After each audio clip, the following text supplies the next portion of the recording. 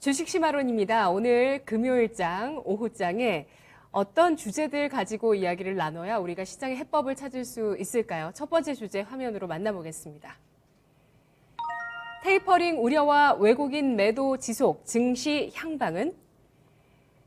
네, 테이퍼링 우려가 지난달 FOMC 의사록이 공개되면서 시장이 좀 더 본격화됐고요. 외국인의 매도는 그 전에 유가증권 시장에 계속 이어지는 양상이었습니다. 지난주 월요일부터 지금까지 9거래일째 외국인이 팔고 있고요.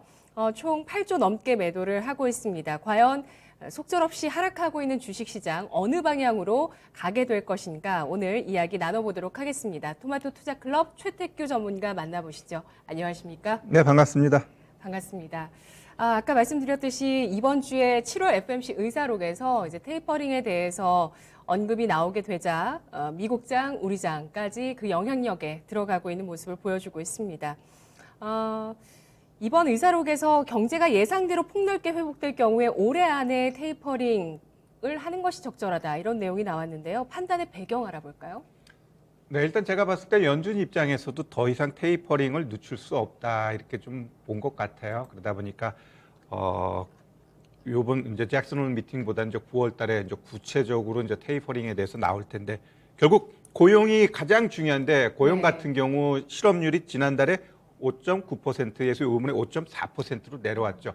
지금 이 5.4%에서 내가 봤을 때 더 떨어질 가능성이 높다라고 봐요. 지금 미국 같은 경우는 고용 쪽 이 효과는 굉장히 두드러지게 나타나고 있기 때문에 실업률은 더 떨어질 것이고 결국 물가 안정 목표치 2% 이 부분에 있어서도 거의 이제 달성됐다라고 이제 이렇게 표면적으로 이야기하는 거 보면 결국 테이퍼링 어느 시점에 할 거냐라는 것만 남아 있지 결국 테이퍼링은 필연적으로 해야 된다 이렇게 보여지네요. 네. 연준의 이 기준금리 정책의 판단 기준인 물가와 고용을 봤을 때 이제는 본격적으로 논의할 시점이 분명히 왔고 그에 대해서 자연스럽게 얘기가 나오고 있다고 언급을 해주셨습니다. 고용 지표가 2달 연속 개선되는 모습을 보였고요. 또 이제 9월 되면은 또 그 실업 보조금 이게 없어지면 더욱더 또 고용이 좋아질 수밖에 없겠죠. 테이퍼링이 가시화됐다 이렇게 볼 수 있는데요. 그렇다면 뭐 테이퍼링 같은 경우는 이제 양적 완화를 줄이는 것이고 앞으로 기준금리를 인상하는 그러한 시그널이 또 언제 나올 것인가도 중요할 것 같아요. 네, 일단 우리 미국의 금융위기 때 똑같은 일이 반복됐는데 그 당시하고 지금하고 상황이 똑같지는 않지만 그때의 주가 흐름, 그 뭐랄까 피어리어드 기간 이런 것들을 보면 우리가 이제 향후 어떻게 나올까 이러한 부분도 일정 부분 예측할 수 있거든요. 그래서 제가 주봉 차트 우리 거래소 주봉 차트 한번 보면서 그때 한번 볼게요. 2013년 6월이었어요. 이때 벤 버냉크가 그 테이퍼링에 대해서 처음으로 언급했어요. 거의 갑자기 해버리니까 한 달 내내 하락했습니다. 그러나 하락했지만 어떻게 돼? 오히려 그 고점 치고 올라갔죠. 그래놓고 실질적으로 테이퍼링을 한 건 그 다음에 1월부터 이제 테이퍼링을 합니다. 그럼 테이퍼링 하는 시점부터는 오히려 주가가 쭉쭉쭉쭉 올라가고 테이퍼링이 끝나는 시점에 가가지고는 오히려 이제 주가가 좀 일정 부분 다시 되돌림 나오는 모양새가 나와요. 그러면 결국 테이퍼링 한다고 해가지고 시장이 하락하는 건 아니다. 우리가 실질적으로 테이퍼링을 하든 금리 인상을 하든 그거 왜 할까요? 경제가 좋으니까 하는 겁니다. 네. 반대로 금리를 인하한다는 건 경기가 안 좋을 때 금리 인하를 하는 거거든요. 그때를 대비해서 이제 미국 입장에서는 금리 인상을 계속 할 텐데 그 이후에 언제 이제 금리 인상을 했냐면 거의 1년 이후 12월 달부터 2015년 12월부터 이제 금리 인상을 단행하기 시작합니다. 그러면 2016년 그 이후의 주가는 어떠냐라고 했을 때 계속해서 이제 올라갑니다. 오히려 금리 인상하게 되면 시장이 일정 부분 그 이슈에 의해서 하락은 하지만 하락 이후 상승 쪽으로 간다 이렇게 좀 보시면 될 것 같아요. 그래서 이 테이퍼링 이 문제, 금리 인상 이 문제 이거는 우리가 다 아는 기본적으로 아는 건 악재가 아니에요. 그래서 제가 시장 크게 한번 흔들림 나온다라고 했는데 지금 2주 연속 계속 시장 하락하니까 우리 시청자 여러분들도 많이 힘드실 것 같은데 고점 대비 기껏 해봐야 지금 7.7%, 8% 정도밖에 하락 안 했어요. 분명히 더 빠질 수 있는 공간 충분한데 그러면 우리 시청자 여러분들이나 우리 개인 투자자들 너무 힘드니까 일단 다음 주 월요일부터 좀 반등 나왔으면 좋겠네요. 네, 저랑 방송을 시작하신 지가 한 달 네네. 좀 넘었는데 그때 초반에 그 말씀 해주신 게 기억납니다. 여름장에 조정이 있을 건데 그 조정이 얕게 지나간다면은 이후에 좀 더 출렁이 있을 가능성이 있다고 보고 만약에 깊게 진행이 된다면 그걸 마무리하고 나서는 이제 또 우상향할 수 있겠다 이렇게 전망을 해주셨는데요. 아까 잠깐 하단을 좀 더 열어둬도 된다고 하셨는데 기술적으로 혹시 코스피 아래쪽으로 어느 정도까지 열어두셨나요? 저는 보통 이 네. 시장이라는 게 한 번 빠지면 8% 빠지면 일단 기술적 반등 나와요. 네. 근데 그 반등 나오다가 걔가 힘이 없어 버리면 오히려 다시 한번 7% 빠지면서 전체적으로 15 내지 17%의 조정이 나오거든요. 그럼 현 시점에서 그렇게까지 떨어질 거냐라고 했을 때 떨어진다 그래서 누가 뭘 할 사람은 없어요. 왜냐하면 엄청나게 많이 올라왔잖아요. 우리 거래소 차트 한번 최근 거를 한번 보면요. 네. 자, 지금 작년 3월부터 엄청나게 올라왔고 어찌 보면 올해 들어가지고 뭐 박스라고 하면 박스고 아니면 좀 졸졸졸졸 올라가다가 최근 들어서 이제 뚝뚝 떨어지는데 왜 이렇게 떨어질까라고 했을 때 이 주가 상승이 연초 대비 크게 올라간 게 없잖아요. 조정 주고 일정 부분 가야 되는데 하는 상황 속에서 얘가 더 가기 위해 너무 많은 그 뭐랄까 고인물들이 있어요. 그 고인 거를 결국 짜내는 과정이 지금이라는 거죠. 어찌 보면 그걸 삼성전자 이재용이라는 빌미를 이용해서 외국인이 하방 쪽으로 배팅했는데 진짜 큰 그림에서 봐서는 기관이 더 많이 팔았어요. 그건 이따 다시 한번 이야기하겠습니다. 네. 와, 진짜 8월은요. 진짜 희망을 줬다가 절망을 줬다가 그렇습니다. 8월 초반에는 외국인이 매수에 들어왔거든요. 그래서 증권사의 분석들도 이제는 외국인이 5월부터 팔았기 때문에 좀 매도 클라이막스 한 단계 이제 지나가서 사 들어오지 않을까. 한번 지켜보자 이런 얘기가 있었는데 다시 한번 더 강하게 팔고 있는 그런 모습을 최근 2주간 보여주고 있습니다. 그 테이퍼링 과거 사례를 짚어주셨는데요. 네, 흔들림은 있을지라도 테이퍼링이 시행되고 금리 인상이 시행된다는 건 경기가 좋아지는 것이기 때문에 우리 코스피 같은 경우도 그 시행 이후에 주가는 우상향을 보였다는 점들을 알아봤습니다. 그렇다면 한국은행의 또 금통위가 다음 주에 대기하고 있습니다. 잭슨홀 미팅도 현지 시간 26일이고요. 26일부터 이틀간 그리고 우리나라 금통위가 26일 다음 주에 또 진행됩니다. 한국은행의 금리 결정 미국발 이 테이퍼링의 이 가시화에 영향을 받을까요?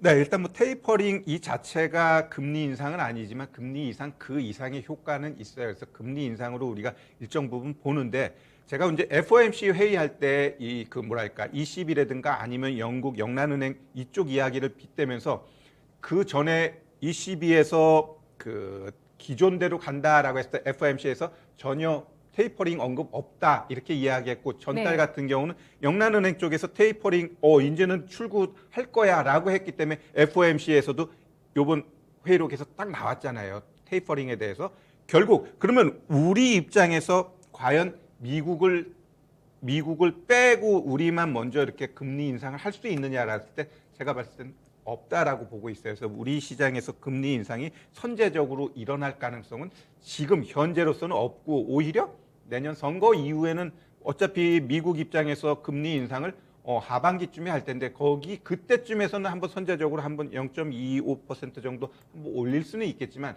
현 시점에서 당분간 한 6개월 동안 금리를 올린다. 그거는 제가 봤을 땐 어렵지 않나 이렇게 좀 보여집니다. 네, 알겠습니다. 그동안 금융위원들 가운데서 우리나라에서 금리를 결정하는 의견을 내는 금융위원들 가운데서 유일한 매파로 평가를 받던 고승범 위원이 또 금융위원장으로 이동을 했습니다. 그래서 이번 달에 이 한국은행의 금통위에 의견이 어디로 기울 것이냐 여러 의견들이 많은데요. 비둘기파로 기울 수 있을 것이다. 아니다. 가계부채 때문에 인상 쪽으로 또 의견이 나올 수 있다. 이런 의견들 있는데요. 미국의 입장을 보고 우리나라 대선 일정을 봤을 때는 연내 금리 인상은 어려울 것이다라는 전망을 제시를 해주셨습니다. 원달러 환율도 살펴보도록 할게요. 최근에 이제 아프가니스탄 이슈도 있었고 또 어제 북한 이슈도 뭐 단독 보도로 미사일 내용 나오니까 바로 환율이 반응하더라고요. 원달러 환율이 최근에 상승세를 가파르게 나타내고 있죠. 어떻게 보십니까? 일단 제가 봤을 때 지금 원달러 환율은 여기 증시하고 그냥 연동한다고 보시면 될 것 같습니다. 달러가 강세이기 때문에 우리 원화가 약세됐느냐라고 했을 때 그건 아닌 것 같아요. 제가 차트 네. 하나 좀 보여드릴 텐데 일단 달러 인덱스 8월 달 것만 봤을 때 하나, 둘, 셋, 넷, 다섯 번째 캔들이 엄청나게 세게 올라갔어요. 그러면 달러가 이렇게 강하게 올라갔을 때 우리 환율을 보면 오히려 우리 환율 뚝뚝뚝뚝 떨어졌다가 오히려 최근에 이렇게 강하게 올라간 건 달러의 영향이 아닌 증시의 영향에 의해서 그냥 자연스럽게 올라간 거고 결국 여기서 이 닭이 먼저냐 달걀이 먼저냐라고 했을 네. 때 제가 봤을 땐 여튼 이 주식시장 상승하면 어때요? 달러 그대로 또 하락해요. 게다가 중시가 또 하락하게 되면 달러 또 우리 원달러 환율 올라가고 그래서 지금 어떤 외부적인 요인에 의해서 이 환율이 움직인다라기보다는 그냥 증시 흐름에 따라서 지금 환율이 그냥 이렇게 좀 가볍게 새털처럼 움직인다라고 보고 있어요. 그래서 일단 환율 자체가 이렇게 크게 움직이면 뭔가 큰 문제가 있어야 되는데 일단 증시 측면에 있어서는 문제죠. 이렇게 많이 하락하니까 결국 그거 이외에 환율이 움직이는 큰 영향은 제가 봤을 땐 외부적인 요인은 없는 것 같다 이렇게 좀 보여집니다. 네. 지난 8월 10일부터 양봉이 나오면서 원달러 환율이 상승세를 기록했는데요. 8월 9일부터 외국인이 팔기 시작했습니다. 외국인이 한국 주식을 팔고 나가면서 원화 가치가 싸지는 건가요? 그러니까 외국인 매도 때문에 환율 영향이 결국 있는 건 어떨까요? 주식 시장에서는 예. 그렇게 얘기를 해요.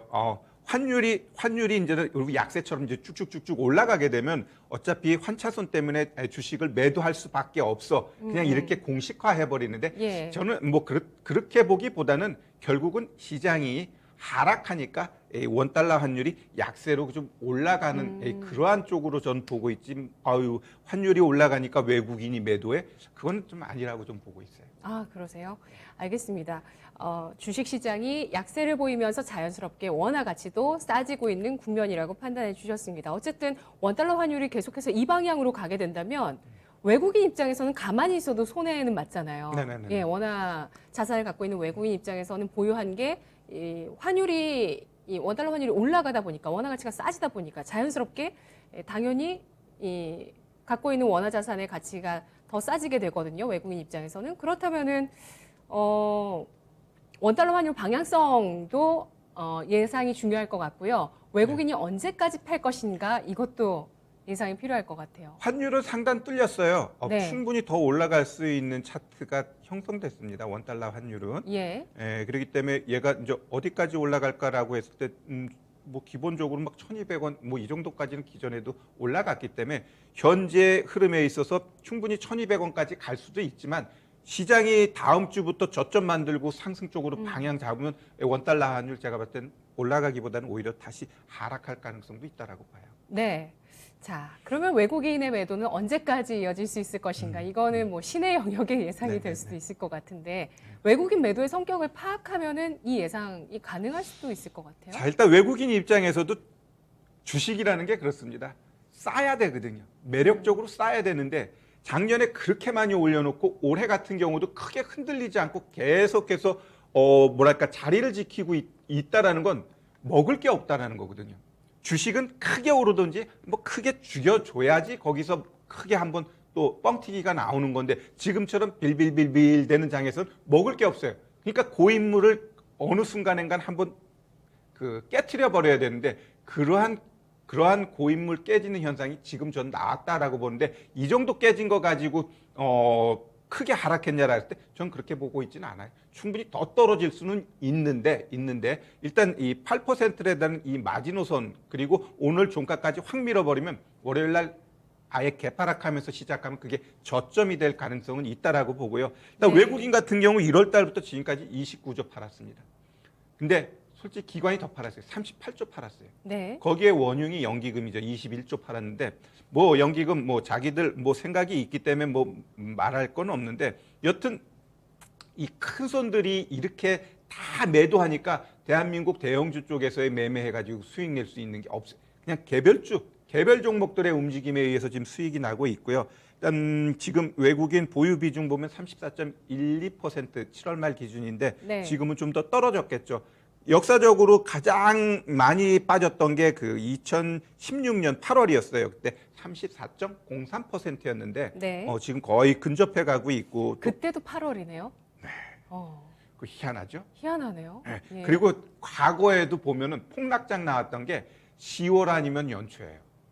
10월 아니면 연초? 네, 중간에 폭락 안 나와요. 예. 그게 보면은 우리 1929년 대공황 같은 경우도 10월 달이었고요. 1987년 블랙 만데이도 10월 달이었어요. 걱정되는데요. 올해 10월은 걱정 안 해도 괜찮을까요?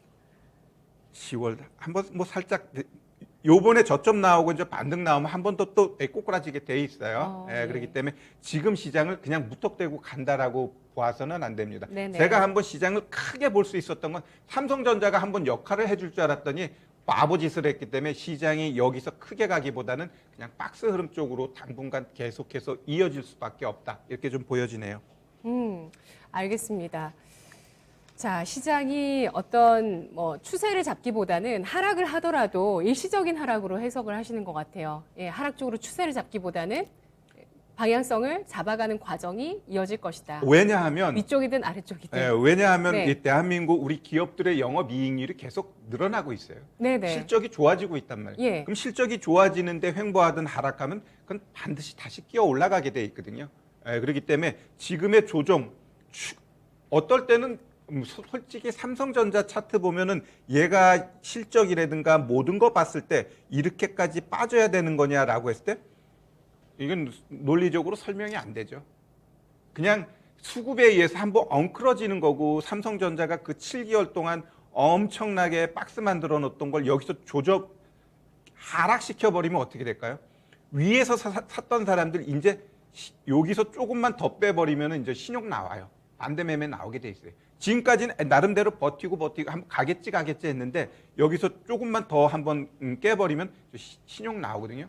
그러기 때문에 수급 얘네들 입장에서는 한번 여기서 더 일주일 더 조정 줄까 아니면은 한번 이 다음 주 월요일 끝날까 그거는 저도 하거나 할 수는 없는데 여튼 오늘 종가까지 확 밀어버리고 월요일 날 아마 개파락하게 되면 단기 저점은 될 수 있는데 그 단기 저점이 이전 고점을 향해서 가는 거냐 아니면은 한 3분의 1쯤 가다가 더 떨어질 거냐 그거는 또 그때 그럼 좀 봐야 될 것 같습니다. 네. 일단 뭐 역사적으로 봤을 때 외국인의 보유 비중을 봤을 때 8월이 최저인 경우가 많았고 결국에 뭐 10월이나 연초에 또 급락인 경우들도 많았다. 뭐 어떤 포석으로 또 해석할 수 있는 부분도 될 수 있을 것 같은데 뭐 그런 통계적인 내용들도 알아봤고요. 그리고 외국인 매도 당분간은 더 이어질 가능성도 있겠다. 이렇게 판단을 하시는 거죠. 외국인의 매도는 테이퍼링 텐트럼인가요? 신흥국에서 자금 빼기 위해서. 아니 그건 아니에요. 그냥 예. 얘네들 지금 흐름으로 봤을 때 좀 요새 대만 지수도 좀 안 좋더라고요. 네. 일단 전체적으로 반도체 이쪽으로 좀 하방으로 방향을 좀 잡은 것 같아요. 그렇다고 뭐 반도체 쪽이 나쁘냐 할 때 반도체 제가 보고 있는 반도체는 계속 좋아요.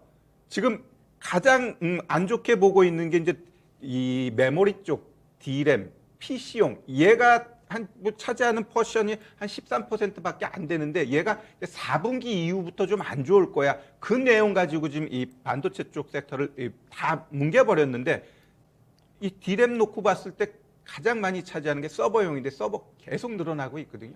그리고 하반기 작년에 안 좋았던 이 모바일 쪽의 D램도 올해는 아마 이제 폴더블부터 해가지고 작년보다는 나을 거예요. 그렇기 때문에 반도체 전체적으로 봤을 때는 내가 봤을 때 계속해서 우상향인데 네. 단순히 그 PC용 그거 하나 D램 때문에 이렇게 주가를 하락시킨 건 의도적이다. 좀 이렇게 좀 보여집니다.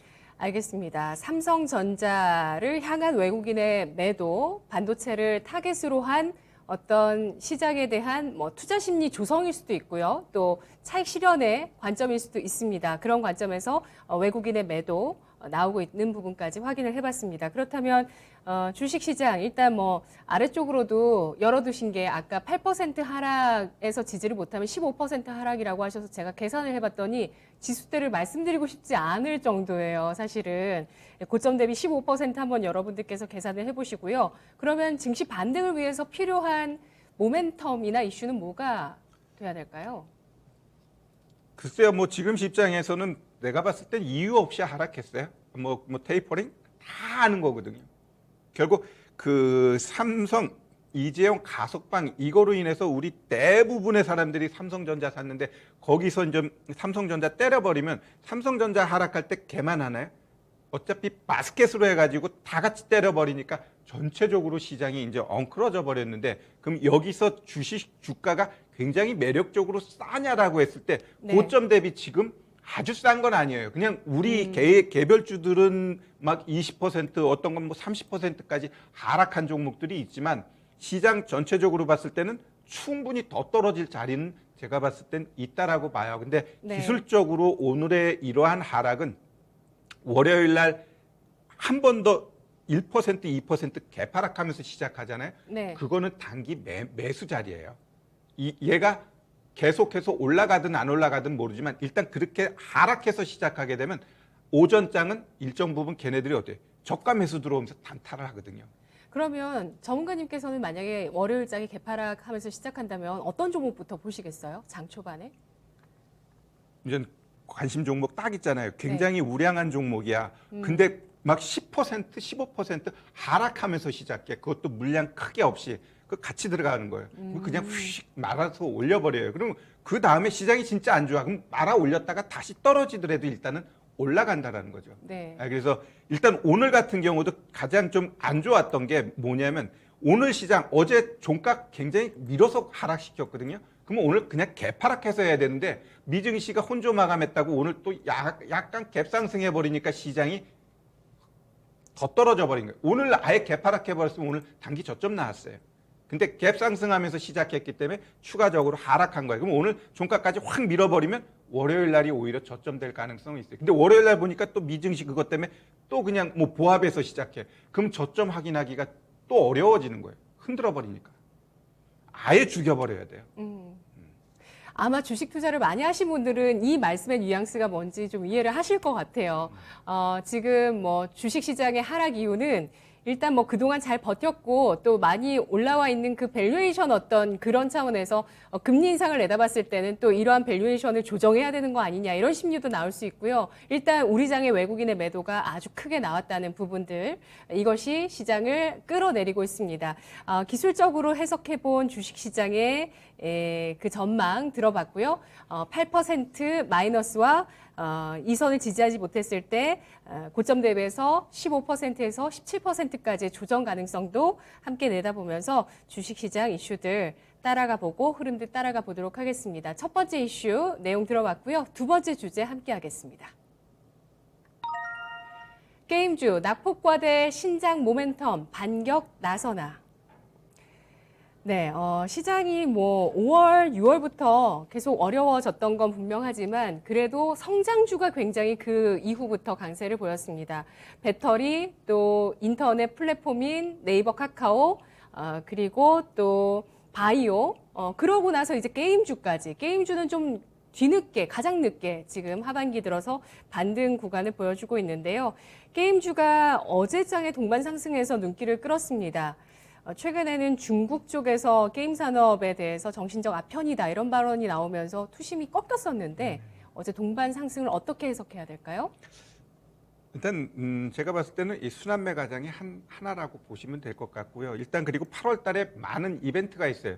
8월 19일부터 25, 26, 27 이렇게 딱 보면 뭐 NC소프트가 리니지 더블 쇼케이스 하고요. 그다음에 25일 날은 또 넷마블이 마블 퓨처 레볼레이션 출시하고 또 NC소프트가 블러드 앤 소울 2 하고 그다음에 27일 날은 그 유명한 우리 크랩톤이 뉴스테이트 네. 요게 또 이제 글로벌 출시가 되면서 대작들이 큰 우리 게임주 할 땐 절대로 조그만 거 하면 안 돼요. 큰 종목들을 갖고 해야지. 워낙 이 작은 종목들은 변동성이 있고 물렸을 때 언제 갈지 몰라요. 이 게임은 특히 큰 종목들 갖고 매매를 하셔야 되고 결국 이들 종목군들이 한 번씩 이러한 이벤트를 가지고서 쭉쭉쭉쭉 한번 올렸다 이렇게 정도로 해석해야 될 것 같고 얘네들이 연속성을 갖느냐라고 했을 때 갈 수도 있지만 지금 시장이 워낙 순환매하니까 이렇게 한번 뽑아놓고 조정 주고 그냥 횡보할 가능성도 있어요. 그렇기 때문에 잘 보면서 대응해야 되지 않나 이렇게 보여집니다. 네.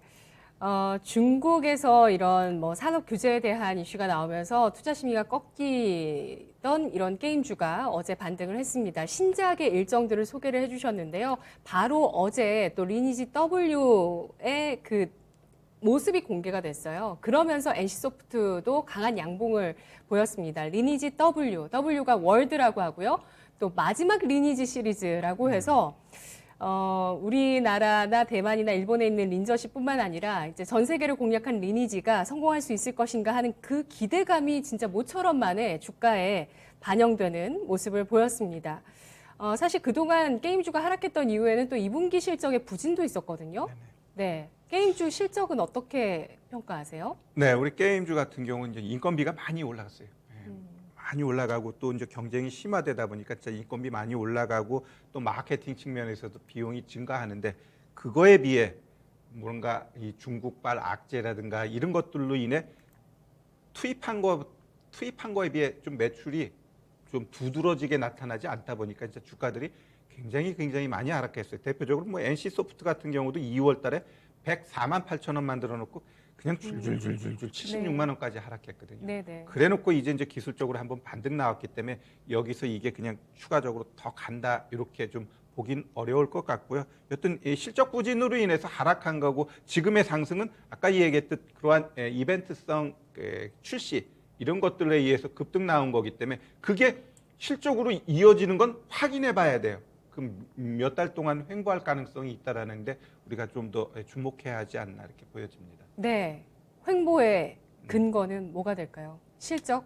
그렇죠. 네. 일단 이 출시한 게 바로 실적은 아니잖아요. 그러면 그 유저들이 얼마나 쓰고 해서 매출이 얼마나 나서 최소한 한 달, 두 달은 봐야 되기 때문에 그러한 부분에 있어서 주가가 횡보할 가능성은 있다라고 좀 보여지네요. 네, 알겠습니다. 아까 말씀드린 리니지 W 같은 경우는 일단 오늘 2시 구간에 소식이 나왔는데 사전 예약 15시간 만에 200만 명의 사전 예약을 동원했습니다. 역대 최단 기록이라고 하고요. 과연 신작에 대한 모멘텀들이 3분기, 4분기의 기업 실적에 대한 기대감으로 연결될지는 확인이 필요하다라는 말씀을 해주셨네요. 그렇다면 이렇게 게임 업계가 뭐 인건비도 높아지고 또 경쟁도 많고 그런데 어쨌든 이 메타버스 시대에 킬러 콘텐츠라는 건 누구도 부인하지 못할 것 같은데요. 메타버스 시대의 게임주의 성장세는 계속 이어지지 않을까요? 그럼요. 어차피 그 사람이 살아나가는 데 있어서 엔터라든가 게임이라든가 이러한 것들, 도박 다 그냥 영원할 수밖에 없는 섹터예요. 네. 그러다 보니까 일단 이 메타버스가 같이 접목되기 위해서는 아까도 얘기했듯이 작은 게임사보다는 우리가 큰 게임사를 좀 가져야 되고 이들 주가 보면 참 굴곡이 심해요. 한번 딱 성공했어 그럼 주가 팡 올라가는데 그 이후 후속작이 없어 그러면 그대로 탁 아주 나오기 때문에 이 굴곡이 굉장히 심하다는 거. 그래서 이 게임주 같은 경우는 잘 접근해야 됩니다. 이 NC소프트도 옛날에 한번 봤을 때 엄청나게 하락시키더니 또 좀 뒤있다 보면 많이 올라가 있고 그러한 좀 모양새가 있기 때문에 이 게임주는 진짜 타이밍이 중요한 것 같아요. 지금 네. 그래서 제가 봤을 때 뭐 게임주 중장기적인 측면에 있어서 계속해서 우리가 관심 갖고 좋은 네. 종목은 바닥권에서는 사가지고 한번 또 신고가 봐도 될 그런 섹터라고 좀 보고 있습니다. 네, 성공적인 게임주의 매매는 바닥권에서 잘 매수하는 것. 이라고 정리를 할 수 있을 것 같은데 아까 신작 소개해 주신 그 대형 게임사들이요. NC소프트는 잠깐 추세를 말씀해 주셨는데 다른 종목들 뭐 크래프톤 또 넷마블 신작 대기하고 있는 이들 종목들 추세는 어떻게 판단하세요? 네, 기술적인 흐름. 크래프톡 같은 예. 경우는 이제 상장 전형적으로 초반에 실패한 케이스 중에 하나였어요. 공모가도 하회해 버렸는데 오늘 이제 공모가 상회하면서 좀 뭐랄까 아래 꼬리 달고 또 음봉 형태인데 이 자체만 놓고 봤을 땐 제가 봤을 때 얘가 죽었다라고 볼 수는 없어요. 만약에 얘가 오늘 종가에 양봉 만들어 버리면 네. 오히려 월요일 날은 한번 더 치고 갈 수 있다라고 봅니다. 일단 크래프톤 같은 경우는 이 배틀그라운드 이 하나 자체가 워낙 영향력이 있기 때문에 이 하나가 잘못되면 어떻게 이런 식으로 하면서 이 기업을 좀 이렇게 뭐랄까 아래로 내려봤는데 그러면 하이브 같은 경우도 잘 보시면 BTS 그거 하나만 놓고 걔가 그렇게 컸잖아요. 그러면 그 BTS 그 하나 똘똘한 거 하나가 어리버리 5개보다는 낫다라는 거거든요. 그럼 게임도 마찬가지예요. 그냥 이런저런 게임 무지하게 많아 봐야 소용없고 제대로 된 거 하나가 더 나은 건데 그게 바로 저는 크래프톤이라고 보고요. 그러면 이 크래프톤 같은 경우는 그냥 답 나와 있어요. 오늘 저점 깨면 안 돼요. 오늘 저가가 46만 7,500원인데 이거 깨게 되면은 오히려 더 떨어진다라는 이렇게 보셔야 될 것 같고 이거 안 깨면은 얘는 제가 봤을 때 더 가는데 일단 분봉 보면 조금 더 디테일하게 우리가 좀 볼 수 있는데 예, 그냥 그 정도가 맞겠네요. 일단은 요 상태에서는 48만 9천 원, 요 가격대 안 깨고 이렇게 쪽쪽쪽쪽 가게 되면 다시 한번 51만 1천 원 치고 올라갈 수 있고요. 네. 아까 얘기했던 그 48만 9천 원 깨게 되면은 그 다음 가격대 저가인 46만 7,500원 이거 깨나 안 깨나 봐야 돼요. 이거 안 깨면은 뭐 일단 한번 내려왔다 다시 갈 수는 있다라고 보는데 이거 깨게 되면 아마 추세적으로 다시 이제 쭉쭉쭉쭉 내려갈 가능성은 있어 보이네요. 네. 크래프톤은 이번 주에 배틀그라운드 인도 게임 출시로 인해서 지금 출시 44일 만에 누적 다운로드 5천만을 돌파를 하게 되면서 신작이 인도에 출시한 이후에 흥행을 하고 있다는 점 주가를 끌어올려주고 있는 모습 보여주고 있고요. 기술적으로도 여전히 긍정적인 방향성으로 흘러갈 수 있는 가능성들 언급을 해주셨습니다. 자, 그렇다면 뭐 네오위즈도 최근에 좋고요. 위메이드도 좋습니다. 위메이드 얘기를 좀 해볼게요. 2분기 흑자 전환한 실적이 게임주 가운데서 가장 돋보였습니다. 위메이드. 신고가까지도 경신을 했고요. 의미 알아볼까요? 결국 흑자 전환 이러한 것들이 그냥 모멘텀이 되면서 이 종목이 좀 강하게 올라가지 않았나 좀 이렇게 예상이 됩니다. 계속 몇 년 적자에다가 올해 좀 차별화된 매출이라든가 영업이익이 나타났어요. 그러니까 좀 다른 모습을 보여주는 건데 일단 증거금 100이기 때문에 제가 봤을 때는 그닥 매력적으로 봐서는 안 되지만 그래도 뭐 대장격으로 올라가니까 뭐 이 종목 같은 경우는 차트상 보면 얘가 왜 갈 수밖에 없었냐면 이러한 고점 자리를 빵 치었기 때문에 여기가 바로 쫓아가는 매매 자리였어요. 그리고 이제는 얘가 이제 뚝뚝 떨어지게 되면 이제 여기서 지지해 주면은 또 다시 올라가는 거고 이거 지지 못하면 좀 다시 조종받을 가능성은 있는데 지금 요렇게 급등 나와놓고 지금 3일 동안 캔들 나왔잖아요. 월요일 날 이 고점 치지 못하면은 내가 봤을 때 횡보 내지는 떨어질 가능성이 있으니까 이 종목 갖고 계신 분들은 월요일 날이 중요합니다. 월요일 78,800원 치고 가야 돼요.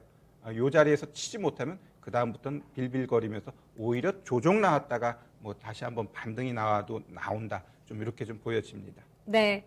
위메이드는 2분기 영업이익 270억 원 흑자 전환했습니다. 바로 미르4라는 게임의 흥행 때문이었고요. 이 미르4의 글로벌 출시를 앞두고 있습니다. 바로 이번 달 26일 미르4의 글로벌 시장 진출 출시를 앞두고 있어요. 170여 개국 출시를 앞두고 있는데 이러한 신작과 또 실적에 대한 모멘텀들 지지력을 제공해 줄지 주가 움직임 지켜보도록 하겠습니다. 조금 전에 잠깐 말씀드린 네오위즈 같은 경우도 신작이 또 흥행해서 주가가 계속 좋은 흐름 보이면서 올라갔거든요. 이렇게 어쨌든 개별적으로 봤을 때 신작 모멘텀이라든지 또 실적에 대해서는 확실하게 반응을 해주고 있는 게임주를 볼 수가 있습니다. 게임주 가운데서 탑픽을 골라보도록 할까요?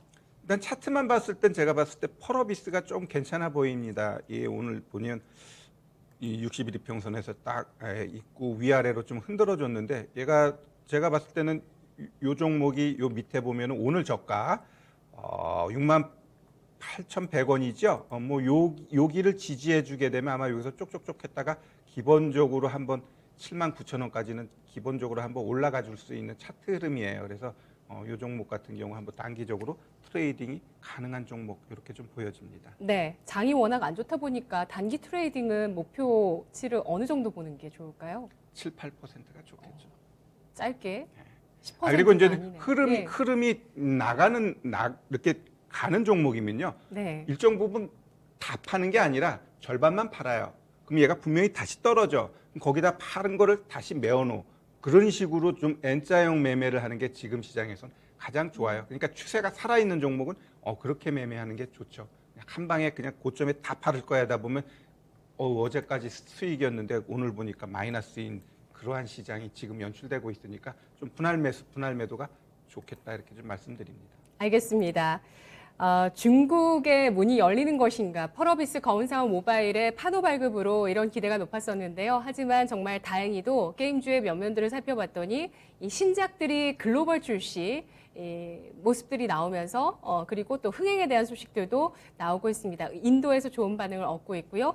또 리니지 W 글로벌 출시 이후에 가장 빠른 기간 안에 사전 예약 200만 명 돌파 소식도 나오고 있습니다. 따라서 이 게임주들 신작의 일정들과 또 흥행의 내용들 뉴스들 지켜보시면서 종목들 단기적으로 트레이딩 관점에서 한번 잘 지켜봐야 되겠습니다. 오늘 분석 여기까지 들을게요. 고맙습니다. 네, 이제 금요일장 주식 심화론 여기까지 알아봤습니다. 지수는 계속해서 낙폭이 좀처럼 줄어들지 못하고요. 지금 장중 저점에서 거래가 되고 있습니다. 코스피가 3,050포인트 선, 또 코스닥이 964포인트 선 기록하면서 지금 장중 저점 부근에서 움직이고 있고요. 남아있는 시간 이제 1시간도 채 남지 않았지만 어디까지 또 낙폭을 키우게 될지 한번 좀 지켜봐야 되겠습니다. 그리고 월요일장에 또 시초가도 잘 관망을 해보면서 적절한 타이밍을 노려보셔야 되겠습니다. 자, 오늘 저희가 전해드린 내용들은 투자에 도움드릴 수 있는 내용들이고요. 주가의 상승과 하락을 보장하지 않는다는 점을 유의하시면서 투자에 나가시기 바라겠습니다. 시청해주신 여러분 고맙습니다.